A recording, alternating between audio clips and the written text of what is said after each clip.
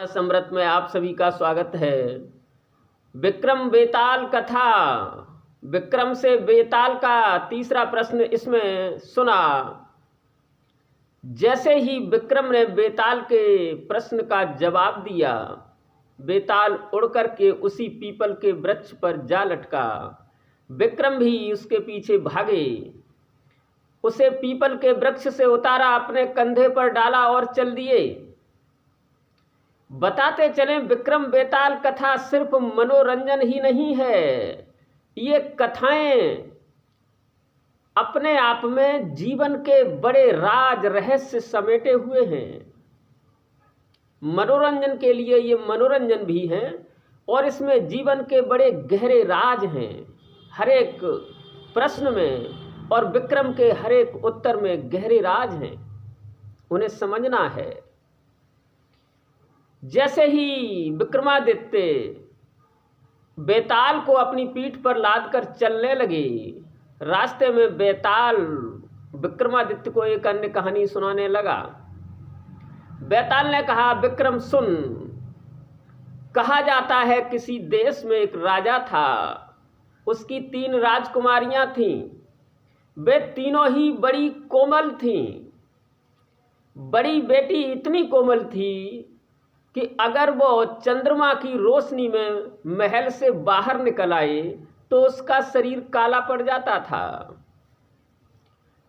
दूसरी बेटी इतनी कोमल थी कि अगर कोई तेज शोर अगर वो सुन लेती थी तो उसके सर में दर्द होने लगता था। तीसरी बेटी इतनी कोमल थी कि अगर फूल भी उसके पैर पर गिर जाए तो वो घायल हो जाती थी। एक दिन राजा की बड़ी बेटी चंद्रमा की रोशनी में बाहर निकल गई तो उसका शरीर काला पड़ गया। पड़ोसिन के धान कूटने की आवाज को सुनकर उसकी दूसरी बेटी के सर में दर्द होने लगा और तीसरी बेटी एक दिन बगीचे में घूमने गई तो उसके पैर पर फूल गिर गया तो वो घायल हो गई। इस तरह विक्रम तीनों ही राजकुमारियां बड़ी कोमल थीं। उनके लिए राजा को बड़ी व्यवस्था करनी पड़ती थी। वहां ज्यादा शोर न हो, कोई उन्हें छुए नहीं, ऐसी बड़ी व्यवस्था करनी पड़ती थी। वहां दासियों को भी विशेष सावधानी बरतनी पड़ती थी। किसी दासी से अगर कोई गलती हो जाती थी तो उसे बख्शा नहीं जाता था। उन दासियों में एक बड़ी सुहृदय, सुशील और दयालु दासी भी थी।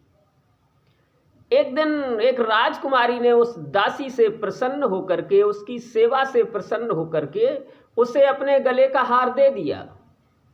वो हार उस दासी ने अपने गले में डाल लिया और राजकुमारी ने उसे बाजार कुछ सामान लेने के लिए भेजा।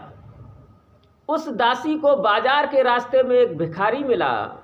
वो भिखारी उस दासी के सामने आकर कहने लगा, बेटी, मैं बहुत गरीब भिखारी हूँ, मेरी बेटी का विवाह है, मेरे पास कुछ है नहीं विवाह में खर्च करने के लिए। बेटी, अगर तेरी दया हो जाए तो तू मुझे कुछ दे दे जिससे मैं बेटी का विवाह कर सकूं। बेताल ने कहा, विक्रम सुन, वो दासी इतनी दयालु थी, उस भिखारी पर द्रवित होकर के उसने अपने सारे गहने उतार कर उसे दे दिए। उनमें वो राजकुमारी का हार भी था, वो हार भी उसने उस भिखारी को दे दिया, अपने पास कुछ नहीं रखा। भिखारी प्रसन्नतापूर्वक वे गहने लेकर चला गया। वो दासी बाजार गई, वहां से सामान खरीदा और वापस महल में आई।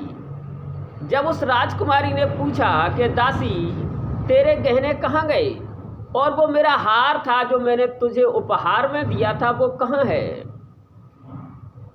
बेताल ने कहा, विक्रम, उस दासी ने राजकुमारी को सब कुछ सच सच बता दिया कि इस तरह से मैंने वो सारे गहने एक भिखारी को दे दिए। वो बेचारा बड़ा गरीब था, उसकी बेटी की शादी थी, उसके पास कुछ नहीं था, तो उस पर दया करके मैंने सारे गहने आपका हार सहित उसे दे दिया।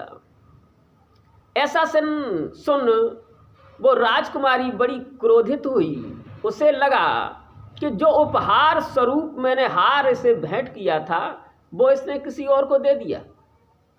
इसका मतलब है मेरा अपमान किया इस दासी ने। उसने उसे आदेश देकर महल से बाहर निकलवा दिया।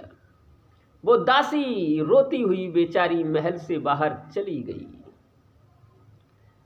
दासी महल के बाहर चली गई। राजा को बड़ी चिंता होती थी अपनी बेटियों को लेकर के, उन राजकुमारियों को लेकर के कि ये इतनी कोमल हैं, आगे इनका जीवन कैसे चलेगा। एक दिन उस राज्य में एक हकीम आया जो लोगों का इलाज करता था। राजा ने उस हकीम को बुलाया, उसका बड़ा सम्मान किया। उससे कहा, हकीम साहब, मेरी तीनों बेटियां बड़ी कोमल हैं, क्या आप उनका इलाज कर सकते हैं?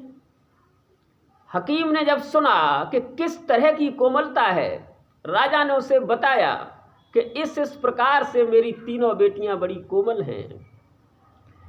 हकीम ने कहा, महाराज, मुझे सारी जड़ी बूटियों का ज्ञान है, बड़ी बड़ी बीमारियों का इलाज है मेरे पास, लेकिन इस बीमारी का मेरे पास कोई इलाज नहीं है कि मैं आपकी बेटियों की कोमलता को कम कर सकूं। और वो ये कह करके राज्य से चला गया। बेताल ने कहा, विक्रम, अब तू बता कि उन तीनों बेटियों में सबसे ज्यादा कौन सी कोमल थी?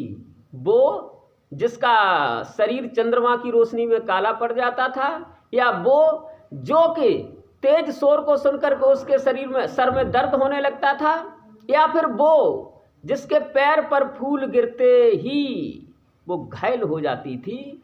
विक्रम, तू बता कि उन तीनों में से सबसे ज्यादा कोमल कौन सी राजकुमारी थी? अगर इसका जवाब तेरे मस्तिष्क में आ जाए और फिर भी तू नहीं बोलेगा तो अभी तेरे सर के 100 टुकड़े होकर यहीं गिर जाएंगे।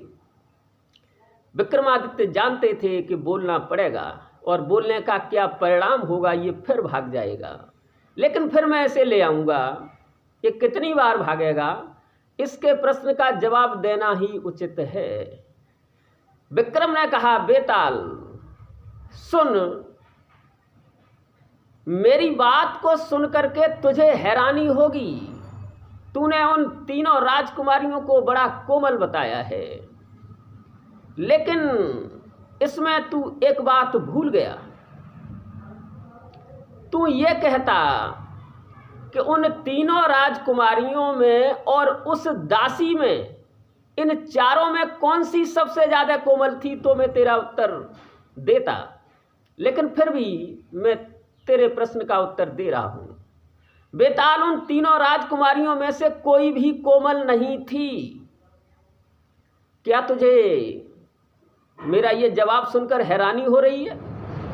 विक्रम ने कहा बेताल से, उन तीनों राजकुमारियों में से कोई भी कोमल नहीं थी। बेताल ने कहा, बिल्कुल मुझे हैरानी हो रही है। क्यों नहीं थी? क्या कारण था उन तीनों में से कोई कोमल नहीं थी? विक्रम ने कहा, बेताल सुन, वो चमड़ी की कोमलता जो थी वो तो एक रोग है, वो कोमलता नहीं है। उन तीनों राजकुमारियों से ज्यादा कोमल थी वो दासी। स्वभाव की कोमलता ही वस्तुतः कोमलता होती है, शरीर की कोई कोमलता नहीं होती है।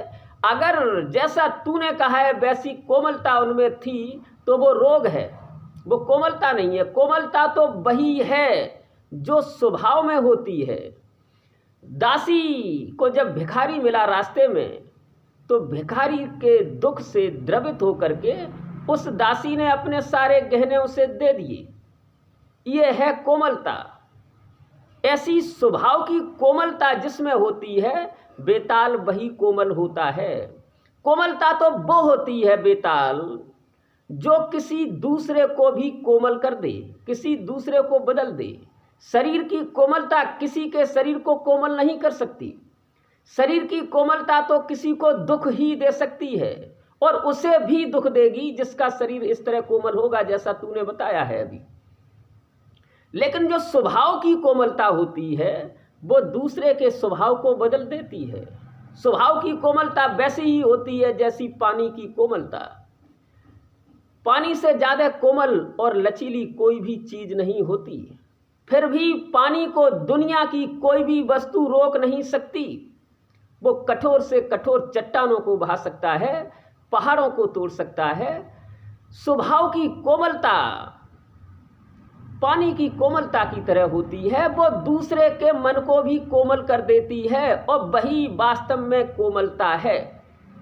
तो मैं बेताल तुझे ये बताना चाहता हूँ कि उन तीनों राजकुमारियों में से एक भी कोमल नहीं थी, वो दासी ही कोमल थी। वो उनकी कोमलता अहंकार को बढ़ाती थी। वो राजा की बेटियां थीं, अपने को कोमल दिखाने का सिर्फ ढोंग करती थीं। और जो तूने कहा, बेताल ने कहा, तो ये बता विक्रम, ये बात मैंने तेरी मान ली कि उनमें तीनों में से कोई भी कोमल नहीं थी, वो दासी कोमल थी, मैं मानता हूँ तेरी बात। लेकिन उस हकीम ने, जिसे राजा ने कहा था कि उसकी बेटियों का वो इलाज करे, तो उस हकीम ने उन बेटियों का इलाज क्यों नहीं किया? विक्रम ने कहा, सुन बेताल, हकीम जानता था कि वो उसके शरीर का इलाज तो कर सकता है उन राजकुमारियों की, लेकिन उनके स्वभाव का इलाज नहीं कर सकता। वो स्वभाव नहीं उनका बदलेगा। वो शरीर का इलाज कर भी देता तो स्वभाव से वो अपने को कोमल दिखाने का ढोंग करती रहती। स्वभाव किसी का नहीं बदला जा सकता। विक्रम ने जो बेताल से ये कहा कि स्वभाव किसी का नहीं बदला जा सकता, इसमें बड़े गहरे राज छुपे हुए हैं। इन राज को ढूंढना है, इन्हें निकालना है, तो हमारा जीवन भी बदल जाएगा। श्रीमद् भगवद गीता में भगवान श्री कृष्ण ने अर्जुन से कहा कि अर्जुन, सदृशं चेष्टते स्वस्या प्रकृतेन ज्ञानवानपि प्रकृति में यान्ति भूतानि निग्रह किम करस्यसि। हे अर्जुन, सभी प्राणी प्रकृति को प्राप्त होते हैं। प्रकृति को प्राप्त होने का मतलब ये हुआ कि सभी प्राणी अपने स्वभाव के परवश हुए ही काम करते हैं। ज्ञानी भी अपने स्वभाव के अनुसार ही काम करता है। तो निग्रह किम करिष्यसि, तो किसी का हठ क्या करेगा? सभी प्राणी अपने स्वभाव के परवश हुए ही काम करते हैं। तो जिसका जैसा स्वभाव है वो वैसा ही काम करेगा। हकीम जानता था कि इन राजकुमारियों का स्वभाव नहीं बदला जा सकता, और ये स्वभाव जन्म जन्मांतर का परिणाम है। जन्म जन्मांतर से ये स्वभाव बनता है, एक जन्म का परिणाम नहीं है। ये स्वभाव कैसे बनता है? श्रीमद् भगवद गीता के 15वें अध्याय के 8वें श्लोक में भगवान श्री कृष्ण अर्जुन से कहते हैं, शरीरम यद्वा प्रोत इच्छा प्रतिक्रामति सुरः गृहीत्वैतान संयात वायुर्गंध निवासयात। हे अर्जुन, वायु जैसे गंध के स्थान से गंध को ग्रहण करके दूसरे स्थान पर ले जाता है, जैसे वायु फूल से गंध को लेकर के दूसरे स्थान पर ले जाता है। फूल तो वहीं रह जाता है, लेकिन गंध हवा के संपर्क में आने से दूसरे स्थान पर चली जाती है। वैसे ही देहादि का स्वामी यह जीवात्मा भी जिस शरीर को त्यागता है, उससे मन सहित पांचों इंद्रियों को लेकर के फिर जिस शरीर में जाता है उसमें स्थापित कर देता है। इस तरह स्वभाव बनता है। ये जन्म जन्मांतर का परिणाम है स्वभाव बनना, एक जन्म का नहीं है। यहाँ पर जो हवा के माध्यम से बताया गया है कि जैसे वायु फूल से गंध को ले जाता है, वैसे ही ये जीवात्मा जब जिस शरीर को छोड़ता है उसमें से मन को और पांचों ज्ञानेंद्रियों के सूक्ष्म रूप को लेकर के फिर जिस शरीर में प्रवेश करता है उसमें स्थापित कर देता है। यहाँ पर वायु जो है वो जीवात्मा है, वही ले जाता है इन सब। और जो गंध है वो हमारे कर्म संस्कार हैं, वो जीवात्मा हमारे कर्म संस्कारों को लेकर दूसरे शरीर में स्थापित कर देता है। तो जैसे कर्म संस्कार हमारे अभी हैं इस जन्म में, वैसे ही दूसरे जन्म में भी रहेंगे। जो स्वभाव हमारा अभी है वैसा दूसरे जन्म में भी रहेगा। अभी हम क्रोधी हैं तो दूसरे जन्म में भी हम क्रोधी रहेंगे। अभी हम जैसे हैं वैसे ही रहेंगे। ये स्वभाव जन्म जन्मांतर का परिणाम है, उसे कैसे बदला जा सकता है? विक्रम ने कहा बेताल से, वो हकीम जानता था कि इन बेटियों का स्वभाव नहीं बदला जा सकता। जन्म जन्मांतर का परिणाम, हमने कितने जन्म लिए होंगे उन सब का संचित परिणाम है हमारा स्वभाव, उसी को हम प्रकृति कहते हैं। जन्म जन्मांतर के स्वभाव को तो हम कैसे बदलेंगे? एक जन्म के ही अभ्यास को हम नहीं बदल पाते। एक जन्म का भी मत कहिए। जैसे कोई भी व्यक्ति है, सिगरेट पीता है, तंबाकू खाता है, शराब पीता है, तो वो जन्म से ही ये सब काम नहीं करने लगा। माना कि 20 साल से उसने सिगरेट पीना शुरू किया और 30 साल पर जाकर के उससे कहिए कि आप सिगरेट छोड़ दें, तो वो कहेगा मुझसे सिगरेट नहीं छूटती।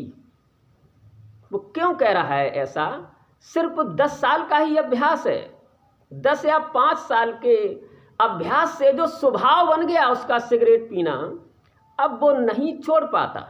हालांकि वो भी छोड़ना चाहता है, सोचता है कि हम इसे छोड़ दें, लेकिन नहीं, वो स्वभाव बन गया। अब वो स्वभाव के परवश हुए सिगरेट को पिएगा, उसे छोड़ने में बड़ी मुश्किल होगी। तो 10 वर्ष के या 5 वर्ष के अभ्यास को छोड़ने में जब इतनी मुश्किल होती है, 5 वर्ष के स्वभाव को छोड़ने में जब इतनी मुश्किल होती है, तो करोड़ों करोड़ जन्मों के स्वभाव को छोड़ने में कितनी मुश्किल होती होगी। वही बात यहाँ विक्रम ने कही है बेताल से कि हकीम ने उसका इलाज इसीलिए नहीं किया कि उन बेटियों के स्वभाव को नहीं बदला जा सकता। इस तरह से विक्रम बेताल की कथाओं में जीवन के बड़े गहरे राज छुपे हुए हैं। उन राज को देखना पड़ेगा, उन्हें ढूंढना पड़ेगा, नहीं तो मनोरंजन की तरह हम निकल जाएंगे। मनोरंजन इन कथाओं से किया और आगे चले गए, नहीं, ये तो वैसा ही हो जाएगा जैसे कि हीरा रास्ते में पड़ा हो और हीरे की पहचान न जानने वाला व्यक्ति उन्हें कांच समझ करके ठुकरा करके चला जाए, वैसे ही हो जाएगा। इनमें से आपको राज निकालना पड़ेगा। विक्रम ने कहा बेताल सुन, किसी के स्वभाव को नहीं बदला जा सकता, इसीलिए हकीम ने उनका इलाज नहीं किया। अब आप ये न समझ लें कि स्वभाव को बदला ही नहीं जा सकता, नहीं, बदला जा सकता है। भगवान ने श्रीमद् भगवद गीता में अर्जुन से कहा है कि तपस्विभ्यो अधिको योगी ज्ञानिभ्यो मतो अधिको कर्मभ्यश्चाधिको योगी तस्माद्योगी भवार्जुना। हे अर्जुन, तपस्वियों से भी योगी श्रेष्ठ है, ज्ञानियों से भी योगी श्रेष्ठ है, सकाम कर्म करने वालों से भी योगी श्रेष्ठ है। इसलिए तस्माद्योगी भवार्जुना, इसलिए हे अर्जुन तू योगी बन। क्या बन? अर्जुन तू योगी बन, योग साधना कर। इस तरह से स्वभाव भी बदल जाता है। तो हकीम ने यही कहा कि विक्रम, उनका स्वभाव नहीं बदला जा सकता था, इसलिए हकीम ने उनका इलाज नहीं किया। बेताल ने कहा विक्रम, तू बड़ा ज्ञानी और बुद्धिमान है, मैं तेरी बुद्धि का लोहा मानता हूँ, लेकिन शर्त के अनुसार तू बोल गया तो मैं तेरे साथ अब नहीं जा सकता। इतना कह बेताल वहां से उड़ा, उसी पीपल के वृक्ष पर जा लटका। विक्रम भी निर्णय कर चुके थे कि इस बेताल को साधु के पास ले जाकर ही रहेंगे। वो भी उसके पीछे भागे, उसे पीपल के वृक्ष से नीचे उतारा, अपने कंधे पर डाला और लेकर चल दिए। रास्ते में बेताल विक्रम को एक अन्य कहानी सुनाने लगा। वो कहानी क्या है, उसका प्रश्न क्या होगा, उससे क्या जीवन के राज समझ में आएंगे, वो हम अगले वीडियो में देखेंगे।